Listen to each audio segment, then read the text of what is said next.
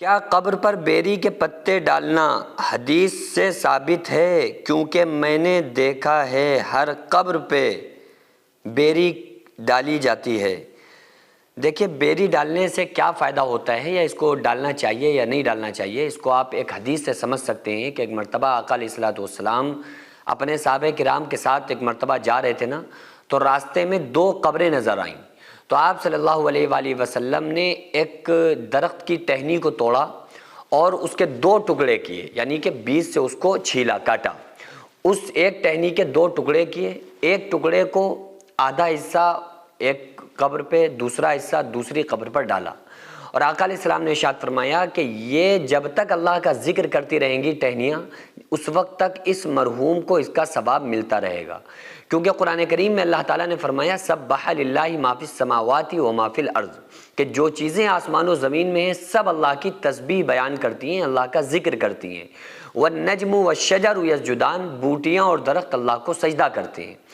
تو اگر قبر کے اوپر گھاس اگاتی ہے تو اسی وجہ سے اس کو نہ کاٹنے کا حکم ہے کہ اگر بہت بڑی ہو گئی تو آپ اس کو کیڑے مکوڑوں کا مسکن نہ بن جائے، اس وجہ سے آپ اس کو تراش سکتے ہیں، تھوڑا ہلکا کر سکتے ہیں، لیکن اس کو کھیڑنا یا پوری طرح سے مسمار کر دینا یہ بہتر طریقہ نہیں ہے۔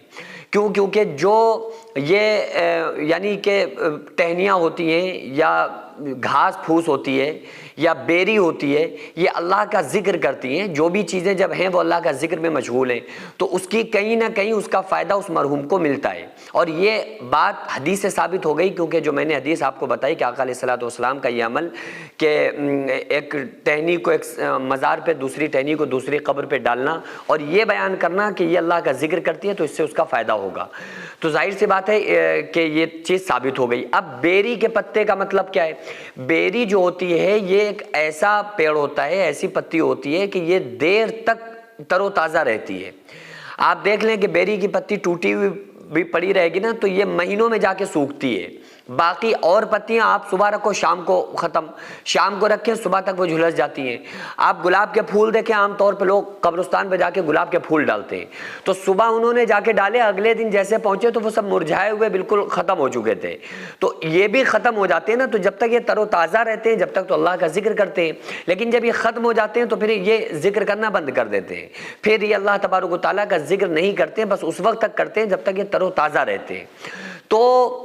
وہ بیری کی پتی چونکہ کافی دنوں تک، کافی عرصے تک وہ ایسا ہی رہتی ہے، یعنی کہ وہ زندہ رہتی ہے، وہ جھلستی نہیں ہے، ختم نہیں ہوتی ہے، جلدی وہ جھلستی نہیں ہے۔ تو اس لیے عمومی طور پر مردے کو جب قبر کے اندر اتارتے ہیں تو اس کی قبر کے اوپر بیری کے پتے ڈالتے ہیں، تو اس سے اس حدیث پر عمل بھی ہو جاتا ہے اور اس کا فائدہ بھی اس کو یہ مل جاتا ہے کہ وہ ذکر و اذکار کرتی ہیں، تو کہیں نہ کہیں اس کا ثواب اس مرحوم کو ملتا ہے۔ اور تو اس لیے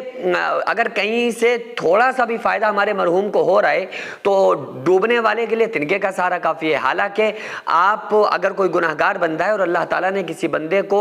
عذاب اور سزا دینے کا فیصلہ کر لیا ہے، تو اب آپ بیری کی چند پتیاں نہیں بلکہ پورا بیری کا پیڑ اس کی قبر میں لگا دینا تو بھی اسے کوئی فائدہ نہیں ملے گا۔ آپ ایک قرآن نہیں 1,00,000 قرآن پڑھ کے بخش دینا جب بھی اس کو کوئی فائدہ نہیں پہنچے گا، اگر اللہ نے چاہ لیا کہ اسے عذاب دینا ہے۔ لیکن اللہ تعالیٰ کی رحمت بہت وسیع ہے، اللہ تعالیٰ اگر کسی بندے کو معاف نہیں بھی کرنا چاہتا ہے، لیکن جب اس کے لیے دعائے مغفرت لوگ کرتے ہیں، اصالہ ثواب کرتے ہیں، اس کی طرف سے کچھ صدقہ خیرات کرتے ہیں، تو اللہ تبارک و تعالیٰ اس کے لیے نہ صحیح تو اور لوگوں جن کو پسند کرتا ہے ان کی دعاؤں کے توسل سے بھی اللہ تعالیٰ کبھی کبھی بندوں کو معاف کر دیتا ہے، اور ڈوبنے والے کے لیے تنکے کا سہارا ہی کافی ہوتا ہے۔ تو ہم کو چاہیے اپنے مرحومین کے لیے بس صدقہ جاریہ کریں، مسجدوں مدرسوں میں پیسہ لگا دیں، غریبوں میں خرچ کر دیں، صدقہ خیرات کر دیں، اور ان کے لیے زیادہ سے زیادہ ہم ایثار ثواب کیا کریں۔ سوچیں کل قیامت کے دن جب ہر انسان اپنے اعمال کا محتاج ہوگا تو آپ کے لیے جنت میں ایک شاندار محل تیار ہوگا، کیونکہ آپ نے اللہ کے گھر کی تعمیر میں حصہ لیا تھا۔ یہ مسجد اور مدرسہ صدیوں تک عبادت، قرآن، آذان اور علم کا مرکز بنے گا۔ وہ ہر سجدہ، ہر تلاوت، ہر دعا آپ کے لیے صدقہ جاریہ بنے گی۔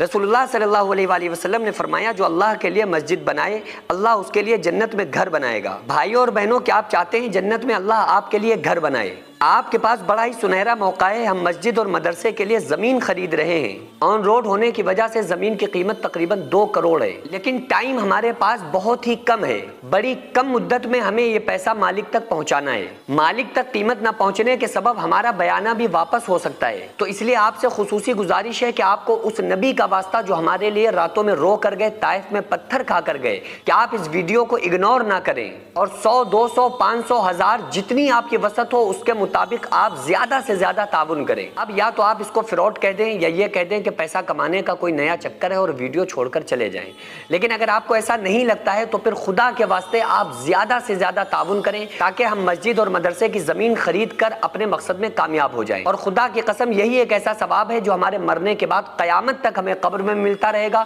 اور اللہ تعالی ہمارے لیے جنت میں گھر بنا کر دے گا۔